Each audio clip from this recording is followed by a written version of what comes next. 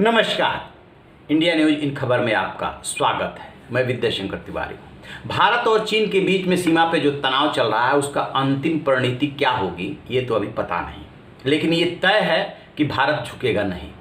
और क्या क्या डिसीजन ले सकता है, चूँकि ये दुनिया जो है टेक्नोलॉजी इरा है, और दूसरी बात ये कि व्यापार से बहुत कुछ कंट्रोल होता है, उस दिशा में भारत आगे बढ़ चला है।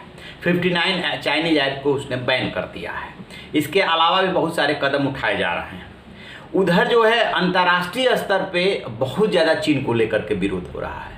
कह सकते हैं कि एक दो देशों को छोड़ करके पूरी दुनिया चीन के खिलाफ है। सबसे पहला सवाल तो यही है कि क्या ये जो कोरोना फैला है ये कृत्रिम है, यानी लेबोरेटरी से पैदा हुआ है या नेचुरली आया है। इसी की चाइना जांच कराने को तैयार नहीं है। और यदि ये कृत्रिम है तो तय मानिए चाइना तीसरा विश्व युद्ध छेड़ चुका है और उसमें उसका अभी तक अपर हैंड है। फिर दुनिया क्या करेगी? दुनिया भी अपने हिसाब से चाइना से हिसाब मांगेगी, उसको घेरने की कोशिश करेगी। इसी दिशा में भारत तो अपना संघर्ष कर रहा है। अमेरिका ने एक बड़ा कदम उठाया है। अमेरिका ने क्या किया है कि जो हांगकांग है उसको लेकर के नया राष्ट्रीय सुरक्षा कानून बनाया है चीन ने।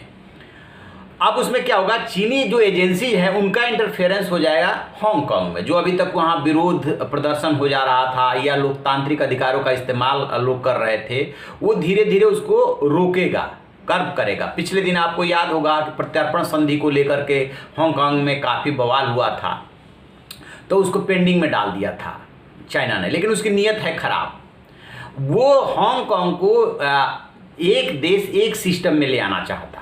अभी तक चाइना में क्या था, एक देश 2 या 3 सिस्टम चल रहा था, लेकिन वो अब नहीं चाहता।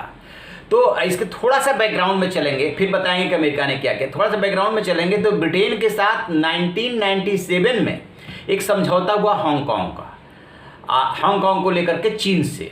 क्या हुआ कि 2047 तक, यानी कि 50 साल तक एक देश और 2 सिस्टम काम करेगा, यानी वो लोग स्वायत्त होगा और लोकतांत्रिक होगा और बहुत बड़ा बिजनेस का हब है।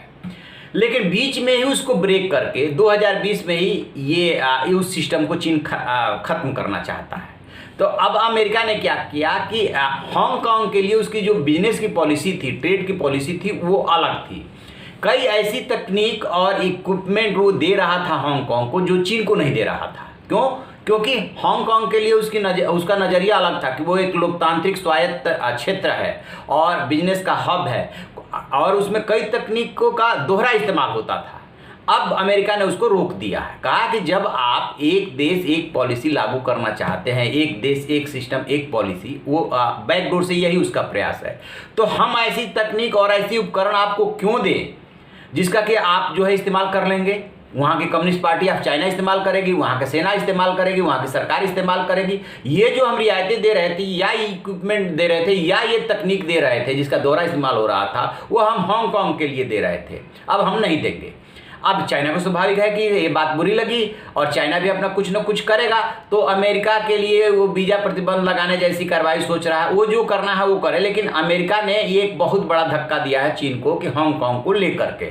और हांगकांग का मसला यही रुकने वाला नहीं है, ये पूरी दुनिया के लिए एक बहुत बड़ा इशू बन करके उभरेगा। जिस तरीके से चाइना जल्दीबाजी में है कि जल्दी से हांगकांग कब्जा हो, ताइवान पे अटैक करो, भारत को परेशान करो, अमेरिका को जवाब दो कि हम महाशक्ति बन चुके हैं, बहुत जल्दीबाजी में है ड्रैगन, और उसका पूरी दुनिया से उसके लिए जवाब मिलेगा, थोड़ा वक्त लगेगा। भारत भी रणनीतिक रूप से और सामरिक रूप से अपने को जो है तैयार करने में लगा हुआ है। यदि बातचीत से समस्या का हल हो जाता है सो एंड गुड, बातचीत से समस्या का हल नहीं होता है तय मानिएगा भारत झुकेगा नहीं, अब की बार ड्रैगन को जवाब मिलेगा। चलिए देखते हैं आगे क्या होता है। आप ऐसी खबरों के लिए देखते रहिए हमारा डिजिटल चैनल इन खबर। Thank you. इन खबर चैनल को सब्सक्राइब करें और बेल आइकन दबाना ना भूलें।